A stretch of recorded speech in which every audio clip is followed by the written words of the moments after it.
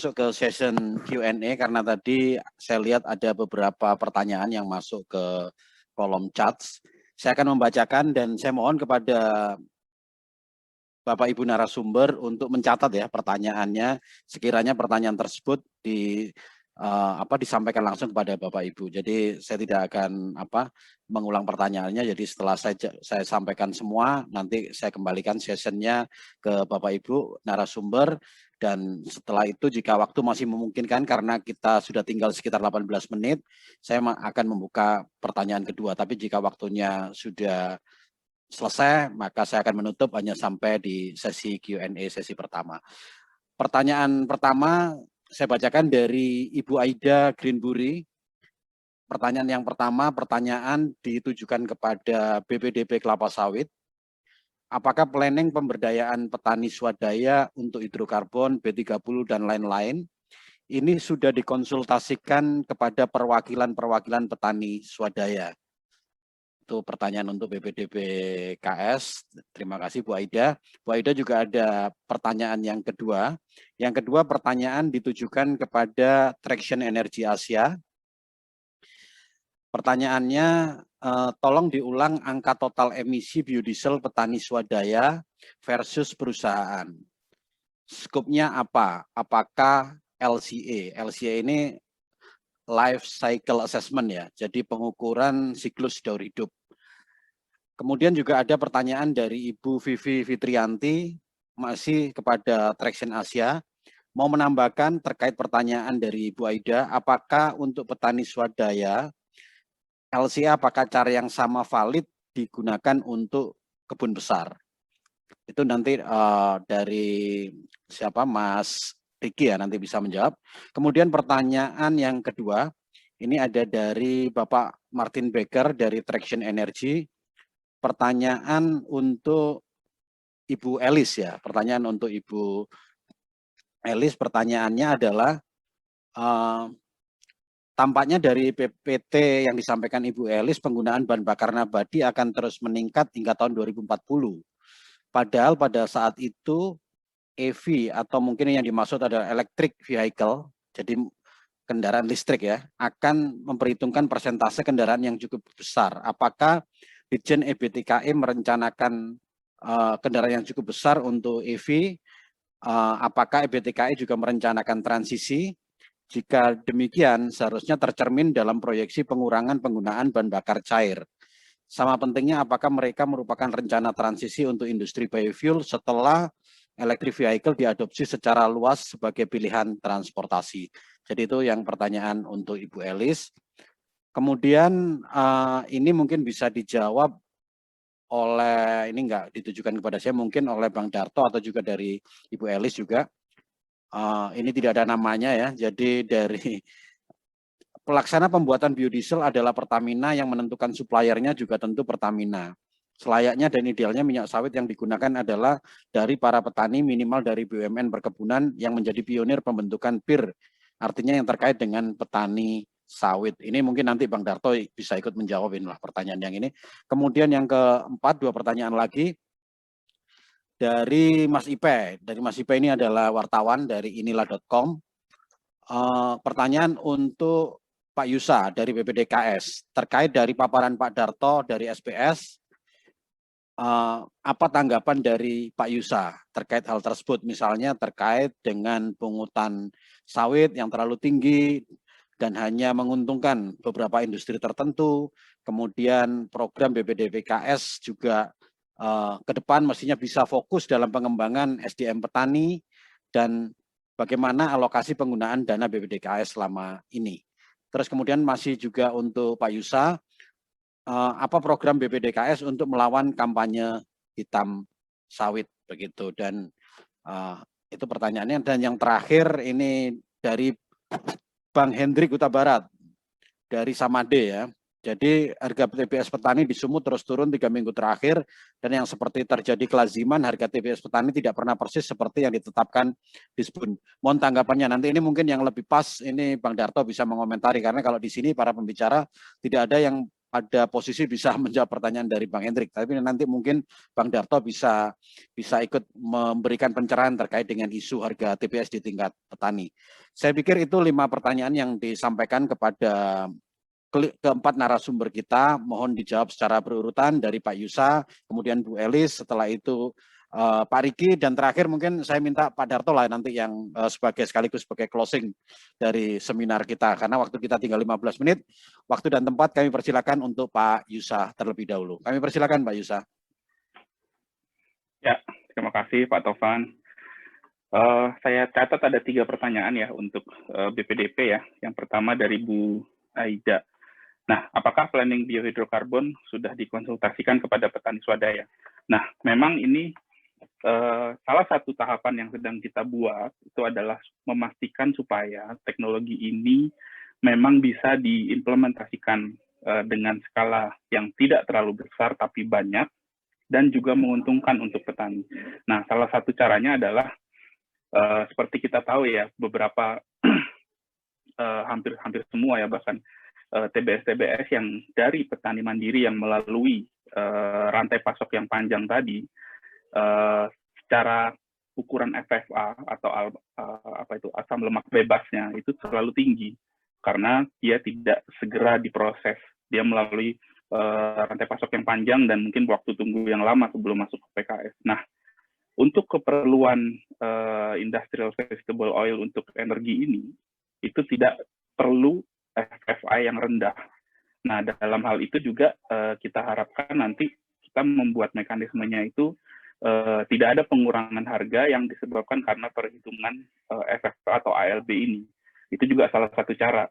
Nah, apakah sejauh mana kita sudah membicarakan ini? Ya tentunya karena kita sekarang masih bekerjanya untuk membuat, tadi saya bilang ya, etalase atau membuat percontohan, itu ada di MUBA, maka kita sepanjang ini baru membicarakan ini dengan MUBA dan tadi dipelalawan oleh Bu Elis. Kenapa MUBA dan pelalawan?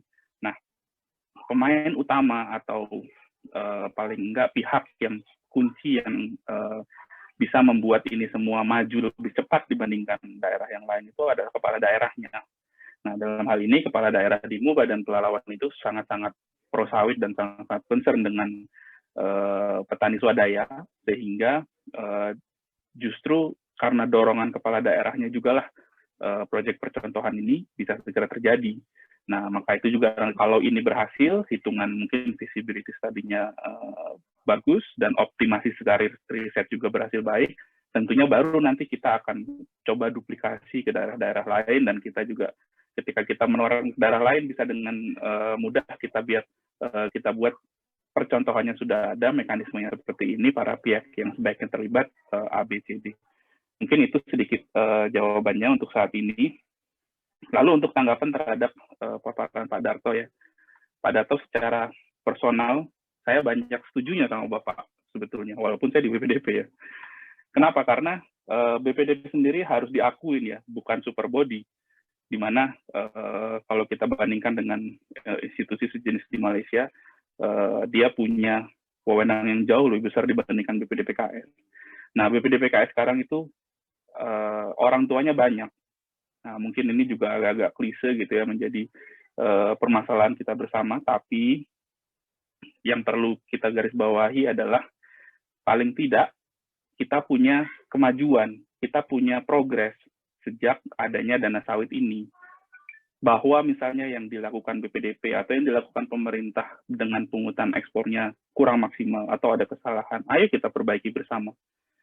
Bahkan saya ingin ngajak Pak Darto nih, Pak Darto, sepertinya Bapak ide-idenya banyak yang bagus nih. Saya ingin duduk bareng sama Bapak.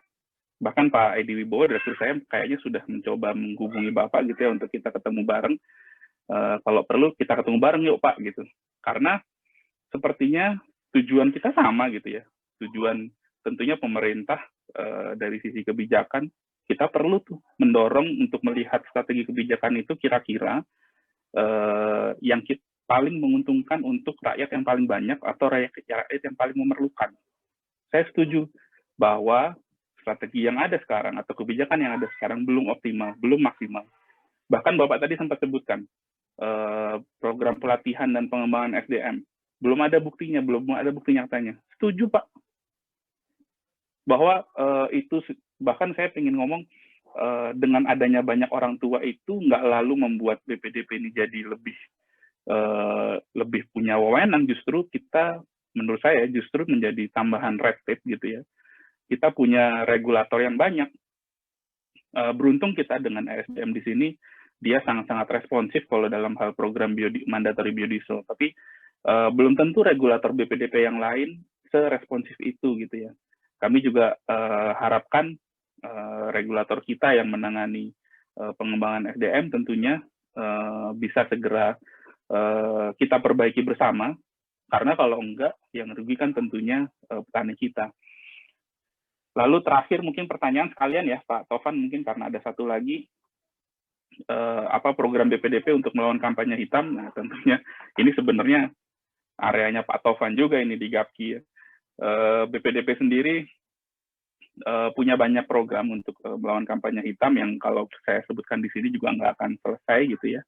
Tapi paling tidak gitu ya, BPDP itu punya program promosi, punya program kemitraan yang bisa digunakan untuk melawan kampanye hitam, dan BPDP itu bekerja sama dengan para mitra yang mengajukan, tentunya dalam hal ini Bapak Ibu sebagai insan asosiasi sawit bisa tuh menggandeng BPDP, kita kerja bareng untuk melawan kampanye hitam. Kalau apa yang sudah dilakukan so far, saya rasa nggak perlu saya sombongkan di sini atau nggak perlu juga diumbar di sini, mungkin ada di pemberitaan juga banyak, karena sekarang dana sawit itu muncul dan dikelola oleh BPDP, hampir seluruh kementerian lembaga yang ada di Indonesia ini, dana-dana terkait sawit itu dihilangkan, sehingga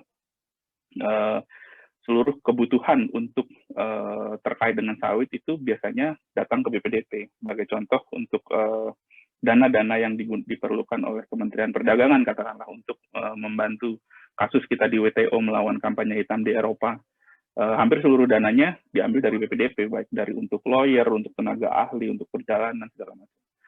Mungkin yang seperti itu sedikit contoh untuk program BPDP melawan kampanye hitam. Begitu Pak Tovan, mungkin bisa Terima dijawab kasih. oleh narasumber yang lain ditambahkan. Terima kasih Pak Yusa. Yang soal kampanye positif itu nanti kita seminarkan pada sesi yang berbeda nanti Pak Yusa. Tapi yang jelas Pak Tovan itu. BPDP sudah banyak melakukan kegiatan promosi, komunikasi dan kampanye positif, dan kalau kita melihat persepsi masyarakat ya, terutama di Indonesia tentang sawit ini sudah jauh lebih baik kalau kita bandingkan dengan 10-15 tahun yang lalu. Tapi memang masih belum cukup, karena kalau kita lihat masyarakat terutama di Eropa masih sangat negatif melihat sawit. Kesempatan kedua kepada Ibu Elis, kami persilakan Bu Elis untuk menjawab pertanyaan yang sudah saya sampaikan di awal tadi. Terima kasih Bu Elis. Terima kasih. Tadi saya mencatat siapa namanya ya, Ibu Aida ya kalau nggak salah pertanyaannya. Saya menjawabnya dengan ini ya, saya izin untuk share screen. Dari Bapak Martin, Pak. Oh, Bapak Martin, oke. Ya. Mohon maaf. Ini saya menjawabnya dengan memakai gambar ini ya, kurang lebih. Nah, ini dilakukan oleh teman-teman dari Dewan Energi Nasional, pemodelannya, bahwa nanti kurang lebih seperti ini, Pak. Jadi, kalau ditanya apakah sudah memperhitungkan semuanya, iya, sudah memperhitungkan semuanya. Ini ada produksi gasolin kita, diesel, biofuel, BBG, dan aduh ini nggak kelihatan karena ada ini ya.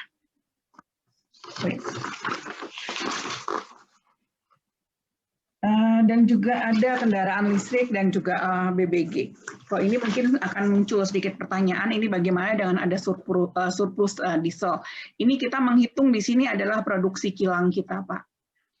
Produksi kilang domestik, di mana memang dengan program biodiesel ini ada berdasarkan perhitungan akan ada surplus di sekitar tahun 2025 hingga tahun 2030 nanti. Tapi ini untuk mitigasinya ini sedang disiapkan juga peraturan terkait bahwa kedepannya kalau saat ini kan BUBBM, Badan Usaha Bahan Bakar Minyak ini kan untuk solarnya mereka banyak impor, masih banyak impor. Nah untuk kedepannya Badan Usaha itu sedang disusun aturan bahwa mereka diminta dulu untuk memanfaatkan surplus diesel ini sebelum mereka dapat diberikan izin untuk impor diesel. Mungkin itu Pak yang bisa saya jawab. Terima kasih.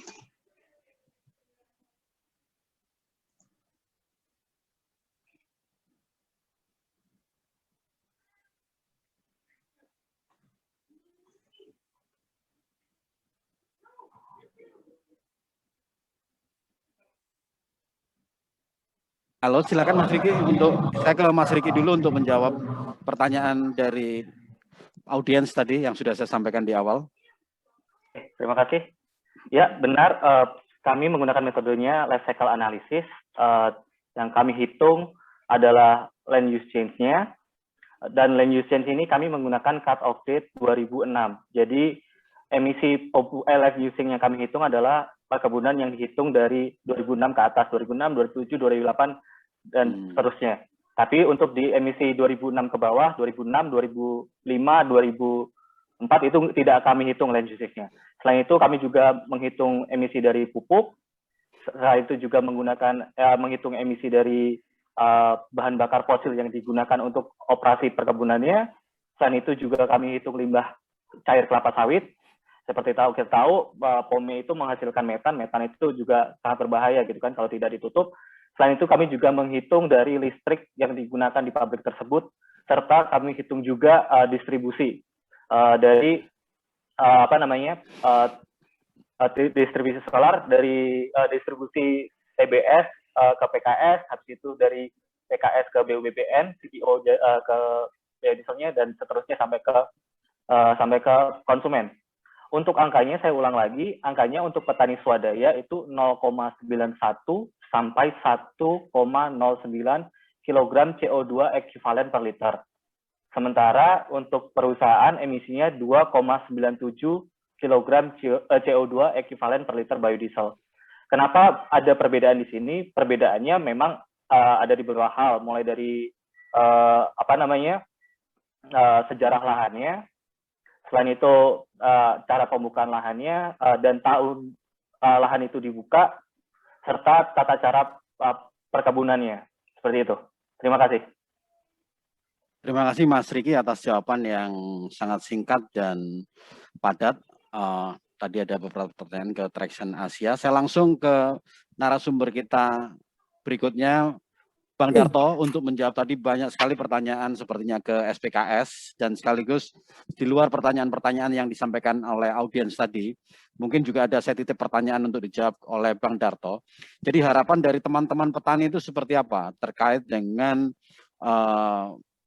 terkait dengan upaya pengembangan dan pemberdayaan petani kelapa sawit itu, dan kaitannya dengan program mandatory biodiesel. Kan selama ini juga sebetulnya di program mandatory biofuel BPDPKS kan sebetulnya juga sudah mengalokasikan dana terutama untuk mendukung permajaan sawit rakyat. Nah, di situ kan angkanya juga sudah dinaikkan dari 25 ke 30 juta per hektar. Nah, apakah itu masih belum cukup buat teman-teman petani dan lain sebagainya. Nah, tolong untuk di-highlight itu, Bang Darto. Waktu kami persilakan. Terima kasih Bang Topan. Pertama itu terkait dengan soal-soal di level kabupaten. Kalau misalnya di Musi Banyu Asin dan juga di Pelalawan itu kan tidak terlepas dari kami di SPKS juga. Kami di Musi Banyu Asin itu kami di SPKS itu punya MOU dengan pemerintah Kabupaten Musi Banyu Asin itu untuk melakukan pemetaan petani sawit di daerah itu.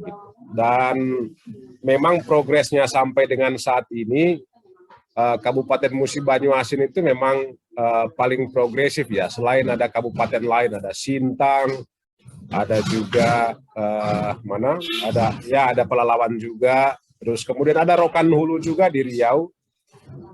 Dan kami itu ada di kabupaten-kabupaten itu dan punya MOU dengan kabupaten-kabupaten itu untuk membantu pemerintah daerah dalam hal pemberdayaan petani. Sebagai contoh begini, ada sinergitas yang bagus ya antara pemerintah daerah, perusahaan dan juga petani sawit gitu ya. Salah satu contoh itu di Kabupaten Sintang, kemudian itu juga ada Kabupaten Sekadau dan juga Kabupaten Sanggau di Kalimantan Barat. Silakan dicek kabupaten-kabupaten ini.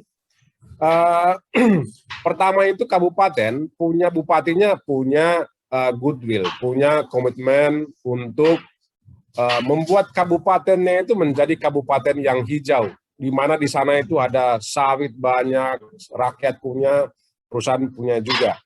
Tetapi kan yang dibuat oleh pemerintah di daerah itu memang ada gap memang.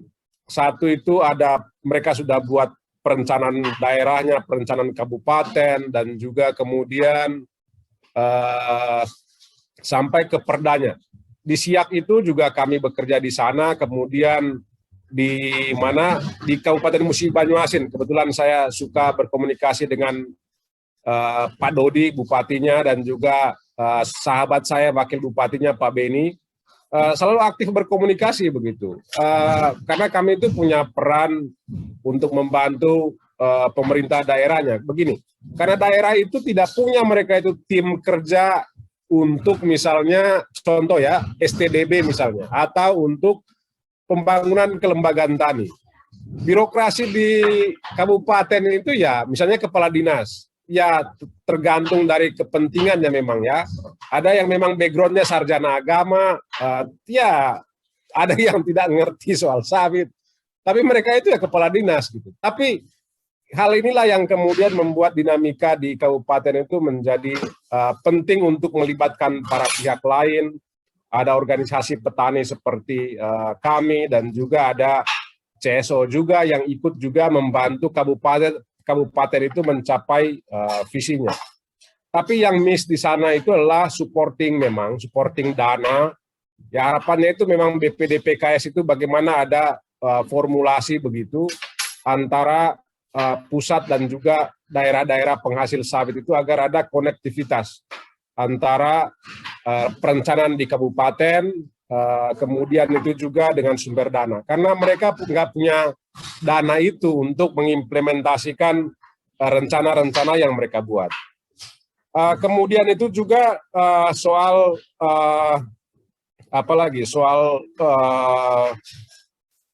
replanting.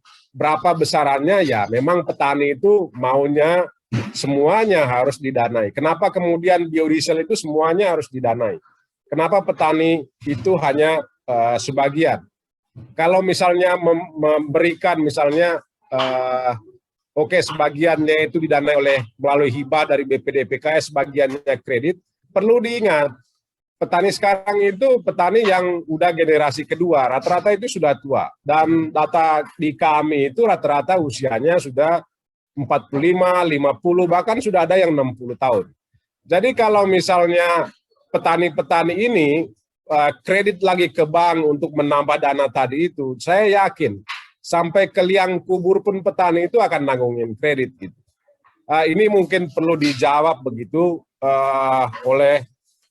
menurut saya itu oleh komite pengarah ya, agar mampu mengalokasikan dana replanting itu kepada petani itu 100%. Tetapi dengan catatan hanya petani yang memang teridentifikasi jelas begitu, siapa, di mana, kelola lahan berapa begitu. Jadi sehingga database-nya itu juga bagus. Kemudian poin yang ketiga, soal harga sawit itu beda-beda. Menurut saya itu juga ini penting pengawasan di pemerintah daerah. Ini misalnya kabupaten di provinsi menetapkan harga 2.000 misalnya, tetapi implementasinya di lapangan itu berbeda-beda. Ada beberapa perusahaan memang yang mematuhi standar harga yang ditetapkan oleh Dinas Perkebunan, tapi ada juga yang nakal, yang kadang-kadang menetapkan di atas harga Dinas Perkebunan, kadang-kadang itu juga ada di bawah itu. Tetapi ada juga RAM-RAM dan juga CV-CV sebagai penampung TBS itu yang menerapkan harga di atas harga penetapan Dinas Perkebunan. Ini yang menjadi masalah juga ya. Memang penting ada sistem pengawasan di tingkat daerah, sebagaimana ada tim pengawasan begitu, tim pengawasan untuk peredaran pupuk dan pestisida dan juga bibit ada di beberapa provinsi itu sudah terbentuk. Tapi yang soal harga ini yang memang sepertinya belum terawasi secara bagus. Dan hal lain itu juga dipengaruhi oleh tumbuhnya pabrik-pabrik yang memang tidak memiliki kebun yang besar begitu. Seperti misalnya mereka punya kebun intinya itu hanya mungkin 1.000 hektar atau 1.500 hektar, sementara supply dari pihak ketiganya itu lebih besar. Inilah yang kemudian membuat dinamika harga TBS di petani itu juga cenderung berubah-ubah dan terkadang perbedaan harga itu betul-betul terasa. Saya kira itu aja Bang Topan dari kami. Memang penting adalah ada sinergitas antara asosiasi petani sawit dan juga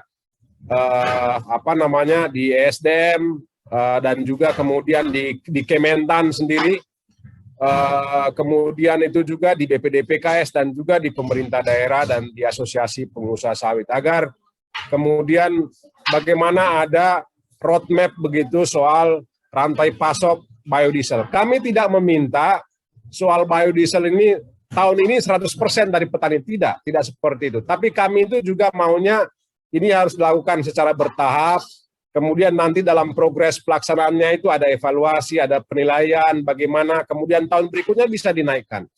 Sehingga ini juga bisa memberikan dampak bagi petani sawit di lapangan. Saya kira itu Bang Topan. Terima kasih Bang Darto. Bapak Ibu, teman-teman semua yang sudah hadir selama 2 jam dalam FGD kita siang hari ini, terima kasih karena telah menyempatkan waktunya. Kita beri aplaus secara virtual kepada keempat narasumber kita. Silakan. Nah, pencet kolom reaction. Nah, di situ ada tangan, tepuk tangan itu aja, Pak. Bisa ya, teman-teman ya. Oke, terima kasih. Saya mengucapkan terima kasih sekali lagi kepada semua pembicara kita. Sebetulnya saya lihat masih banyak japri masuk ke saya untuk menyampaikan pertanyaan kepada para narasumber, tapi saya karena oleh panitia sudah diingatkan, kita sudah kelewatan 15 menit dari jadwal yang sudah kita tentukan. Jadi FGD kita siang hari ini harus segera saya tutup, tapi sebelumnya saya ingin memberikan catatan singkat terkait dengan hasil diskusi kita. Yang pertama bahwa kita sepakat industri sawit di tengah pandemi COVID-19 seperti sekarang terbukti menjadi andalan dari perekonomian nasional, dan karena itu kita semua sepakat bahwa ke depan industri sawit harus terus kita dukung pengembangan dan juga keberlanjutannya, karena ini adalah salah satu tulang punggung perekonomian nasional. Kemudian yang kedua, kita setuju bahwa dari semua masukan tadi, keberadaan dan pengembangan industri kelapa sawit juga harus mampu memberikan kesejahteraan bagi semua pihak dalam mata rantai industri sawit, termasuk bagi para petani kelapa sawit, termasuk para petani swadaya, termasuk dalam pelaksanaan program mandatori biodiesel. Tentu usulan tentang bagaimana supaya suplai dari petani kelapa sawit swadaya untuk bahan baku biodiesel ini bisa menjadi salah satu materi diskusi, materi brainstorming yang bisa dilakukan oleh seluruh pemangku kepentingan dalam industri kelapa sawit. Saya mengucapkan terima kasih kepada Pak Yusa dari BPDPKS, Ibu Elis dari EBTKE ESDM, kemudian Bang Darto, Sekjen SPKS, dan juga Bang Riki Amukti dari Traction Energy Asia, dan juga saya mengucapkan terima kasih kepada semua hadirin yang sudah menyempatkan waktu hadir selama 2 jam lebih bersama kita siang hari ini. Kita beri aplaus untuk kita semua. Untuk selanjutnya, sebelum saya kembalikan kepada panitia, ini ada pesan dari panitia untuk Bapak Ibu peserta dan juga narasumber untuk bisa mengaktifkan videonya karena kita akan foto bersama. Kami persilakan Mas, bisa dipandu ya. Kita foto bareng, ini nanti nggak tahu mungkin mau dipakai sebagai sertifikat atau apa sama Mas Eri ini. Kenapa? Oke, ya sudah siap semua Bapak Ibu sekalian. Nah, ini udah mulai muncul ini. Ya, Kita tunggu sebentar ya, ada beberapa teman yang lagi menyalakan video. Jadi nanti berapa kali nih Mas? Oke, 3 kali ya. Oke, kita mulai dulu untuk slide yang pertama. Tolong untuk ekspresi terbaiknya. Mohon maaf ini ritual kalau kita virtual seminar seperti ini Bapak Ibu sekalian. 3, 2, 1. Oke. Ya, terima kasih. Mohon izin yang kedua, karena saya nggak tahu ini di slide yang keberapa, jadi sabar ya Bapak Ibu semua. Yang kedua, 3, 2, 1. Oke. Sekali lagi mohon maaf. Jadi sekali lagi saya hitung 3, 2, 1. Oke, ambilkan senyum terbaik. Terima kasih Bapak Ibu semua. Saya Tovan Mahdi, Ketua Bidang Komunikasi Gabungan Pengusaha Kelapa Sawit Indonesia, mengucapkan terima kasih dan memohon maaf jika selama memandu jalannya diskusi ini ada salah kata, salah ucap, dan salah sikap dari saya. Saya akhiri, billahi taufiq wal hidayah. Assalamualaikum warahmatullahi wabarakatuh. Selamat siang dan sehat selalu. Waalaikumsalam.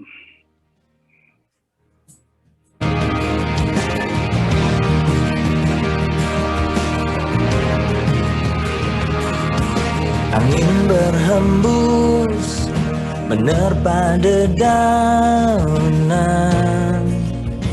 hijaunya terhampar meneduhkan alam ini.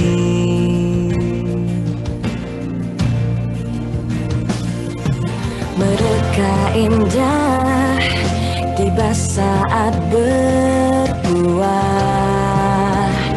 terbitkan senyuman bahagia setiap insan.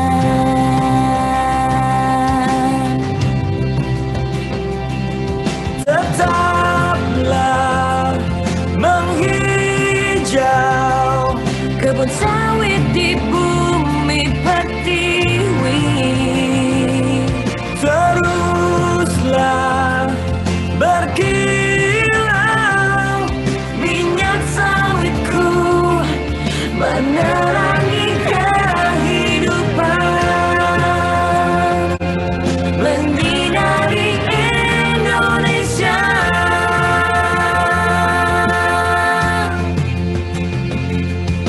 tiap tetesmu bagaikan kemilau emas, Sumbangsi kebanggaan Indonesia untuk dunia.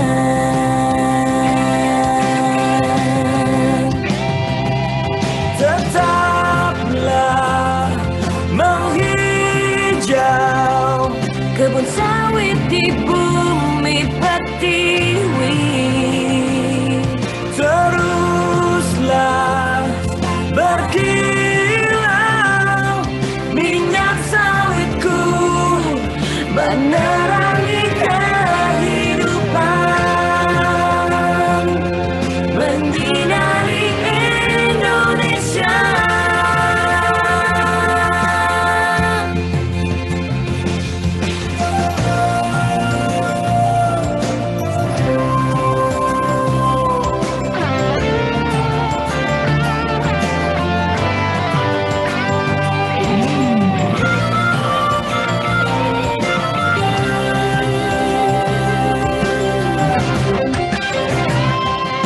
tetaplah menghijau Kebun sawit di bumi pertiwi, teruslah berkilau, minyak sawitku menerangi kehidupan, menghijau kebun sawit di bumi pertiwi, teruslah berkilau, minyak sawitku menerangi kehidupan, menyinari Indonesia.